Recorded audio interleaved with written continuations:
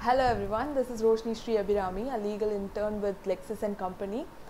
In this video, I'll be dealing upon a very interesting law that is passed in South Africa with regards to polyandry. So basically, we all know that polyandry is not a very common concept in India. It's a very uncommon concept to be shortened. It's a very uncommon concept in the world, and it's not a very welcoming concept among the people. So basically, South Africa has passed a law with regards to polyandry, that is legalizing polyandry in their particular country. So basically, let me start over with the issue, that is the world from the very beginning has heard stories about men marrying various girls and accepting them as wives. So a man can have multiple wives, or a man can have multiple girls as his wife, and women having multiple husbands is a very new concept for this world, and it is a taboo too in various parts of this world, including India. But the before getting into the concept, let me explain what is polyandry too, because that is very important. Polyandry is a concept where a woman marries multiple husbands, and as we all know, polygamy is a concept where husband marries multiple girls. Polyandry is a concept where a woman marries multiple husbands. That is one among the things that we have to keep in mind, and South Africa has passed a law for this particular legalizing this particular act. So basically, in India, when you look into India, let's just have a slight overlook on India. In India, a woman marrying multiple husbands is a super taboo. So you cannot, even if a married woman talks to a man or something, it becomes a taboo in India. So basically, India is not a very polyandry friendly country, but Indian history doesn't say that. Indian history and Indian mythology says that India is a polyandry friendly country. It was polygamy friendly, it was polyandry friendly country.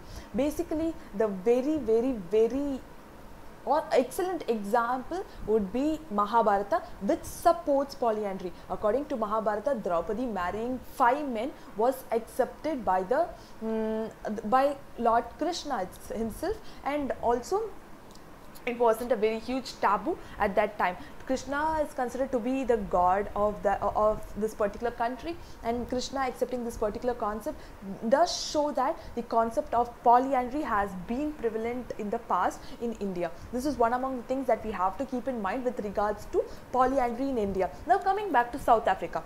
Now recently, the South African government has passed a law that allows the women of its country to have multiple husbands, and this particular law created a uproar in the country.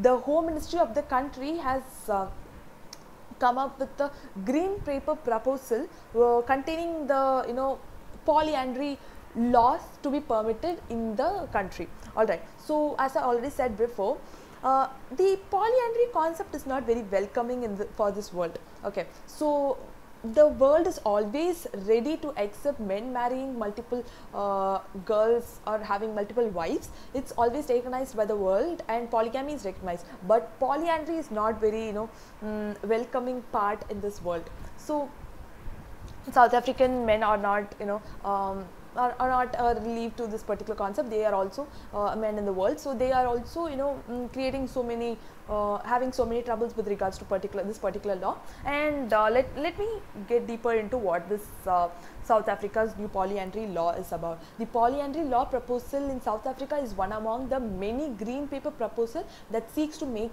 marriage inclusive.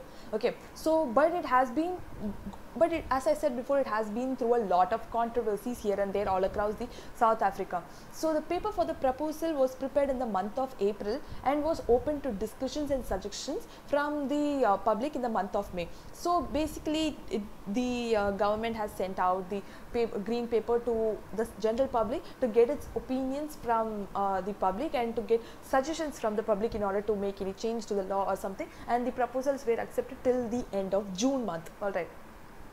So the government also clarified that this particular document on polyandry that regulates marriage is not based on the constitution of South Africa, but it's just based on the legacy of South African. Okay, so it at no time affects the constitution of South Africa. It's just based on the legacy issues in South Africa is something that the South African government clarifies here. Alright, so according to the government, it considered various opinions from various leaders, the traditional leaders, human rights activists, and many other important groups in this particular country. So according to various traditional leaders, it's a taboo, it's a good thing, many things, and they have given multiple opinions. But according to human rights activists, they have given only one point, that is this polyandry law is very, very, very a good law for promoting equality. That's something, a very common thing that every human rights activist has said about this law.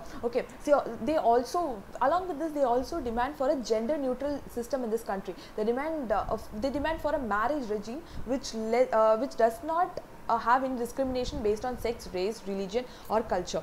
So even though South Africa is a very LGBTQ friendly country, it does not recognize LGBTQ marriages. So they also demand for a gender regardless of gender, any person could marry anyone. That's one among the contentions that is raised by the human rights activist of South Africa.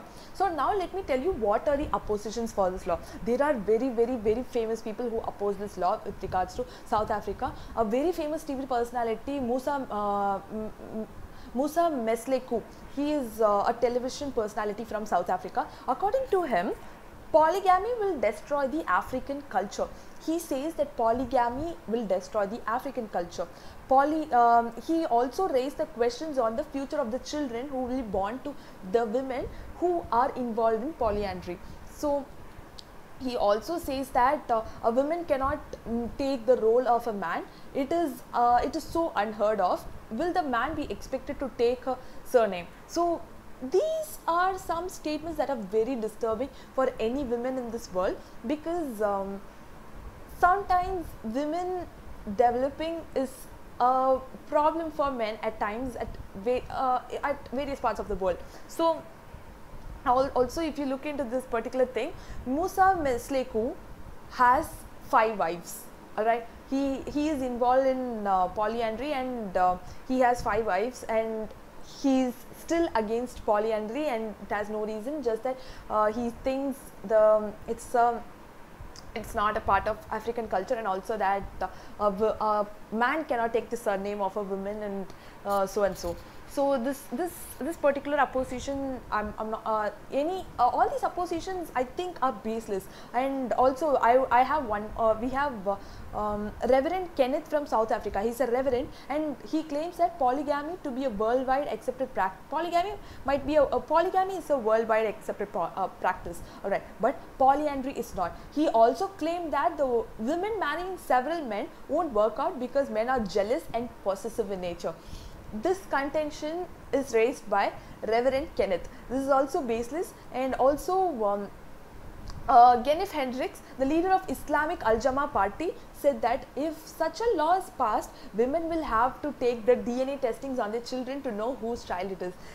These are all the contentions raised by men alone. No women has raised any contention. As far as I researched, no women has raised any contentions with regards to this polyandry law. And I don't know why men are so much involved and so much aggressive about this particular law, saying that this is going to affect the culture and everything. And although polygamy is a part of their culture, polyandry is not. And now when polyandry is about to be a part of their law, it has a very, very huge opposition. And also Professor Collins Machoko, he is an academic counselor who has conducted research studies in polyandry, and he tells BBC that objections to South African government proposals are about control.